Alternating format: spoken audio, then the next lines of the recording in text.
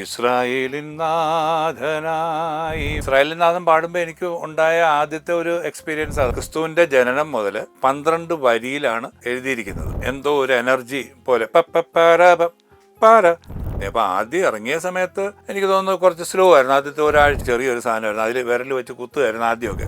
ആകാശം മാറും ഭൂതലവും എമ്മാനുവേൽ ഭയമേതുമില്ലെന്റെ ജീവിതത്തോണി തുഴഞ്ഞു അപപിതാവേ ദൈവമേ. ഇസ്രായേലിൻ നാഥൻ ആക്ച്വലി ഞാൻ 82 മുതൽ കാസറ്റ് കമ്പനികൾക്ക് വേണ്ടി, അന്ന് 82-ലാണ് ആദ്യത്തെ കാസറ്റ് കമ്പനി ഉണ്ടാവുന്നത്, രഞ്ജിനി എന്ന് പറയുന്ന കാസറ്റ് കമ്പനി. അതിനുശേഷം ആണ് മറ്റ് കാസറ്റ് കമ്പനികൾ വന്നത്. പക്ഷേ ഈ രഞ്ജിനി വർഷത്തിൽ ഒരു 10-12 പ്രോഗ്രാം അത്രയൊക്കെ ഉണ്ടായിരുന്നുള്ളൂ.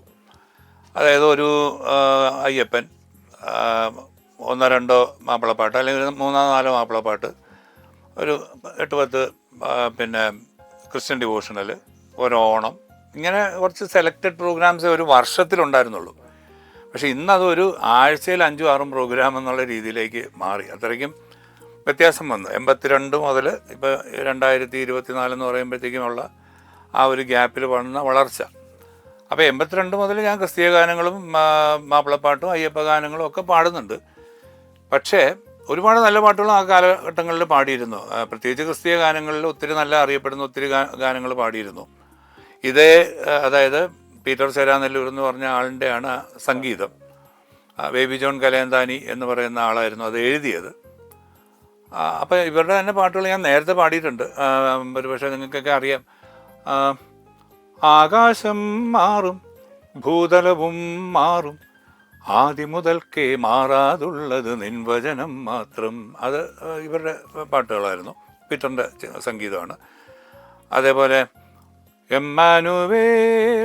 എമ്മാനുവേൽ നിന്നോടു കൂടെ വാഴുന്നു, രാവും പകലും വാഴുന്നു, ദൈവം നിന്നിൽ വാഴുന്നു. ഇതും പീറ്ററിൻ്റെ പാട്ടാണ്. അതുപോലെ ഭയമേതുമില്ലെൻ്റെ ദൈവം എന്നെ പരിപാലിച്ചു വളർത്തും, ആനന്ദത്തെളി നീർച്ചോലയിൽ അനുദിനം വഴി നടത്തും.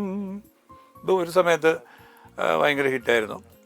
അതേപോലെ ജീവിതത്തോണി തുഴഞ്ഞു തളർന്നപ്പോൾ തുണയായി വന്നവനേശു. ഈ പാട്ടും പീറ്റർ ചെയ്തതാണ്. അപ്പം അങ്ങനെ ഇതെല്ലാം പാടി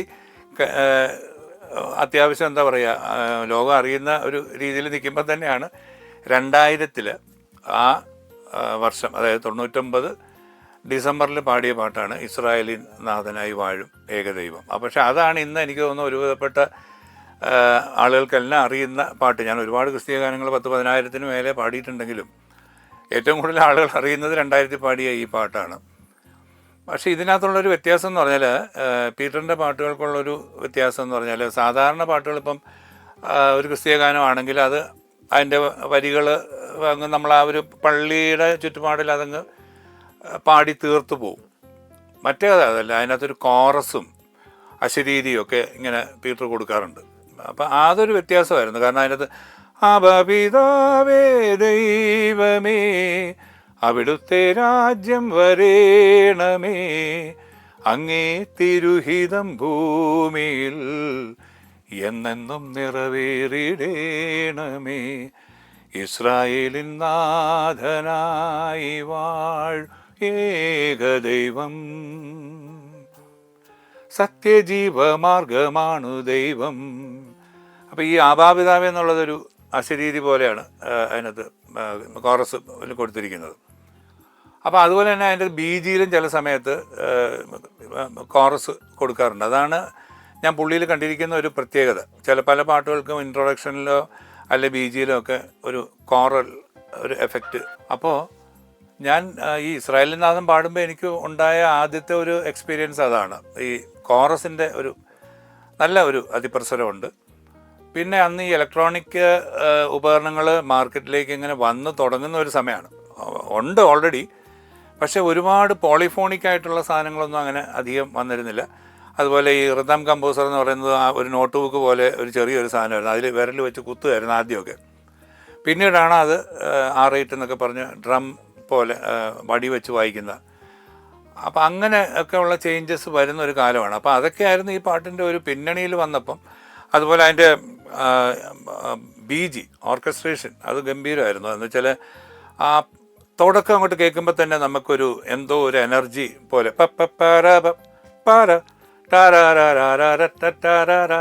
അങ്ങനെ ഒരു, അപ്പോൾ അത് കേൾക്കുമ്പോൾ തന്നെ നമുക്ക് എന്തോ സാധാരണ ക്രിസ്ത്യൻ പാട്ടുകൾ പോലെ അല്ല. അപ്പോൾ അതൊക്കെയായിരുന്നു ഒരു വ്യത്യാസം. അപ്പോൾ ഇറങ്ങി പിന്നെ ഒരു ഗുണം എന്ന് പറഞ്ഞാൽ ആ പാട്ടിനകത്ത് അതായത് ക്രിസ്തുവിൻ്റെ ജനനം മുതൽ ആ മരണം വരെയുള്ള കാലഘട്ടത്തിലെ കാര്യങ്ങൾ 12 വരിയിലാണ് ബേബി ജോൺ കലേന്താനി എന്ന് പറഞ്ഞ വ്യക്തി എഴുതിയിരിക്കുന്നത്.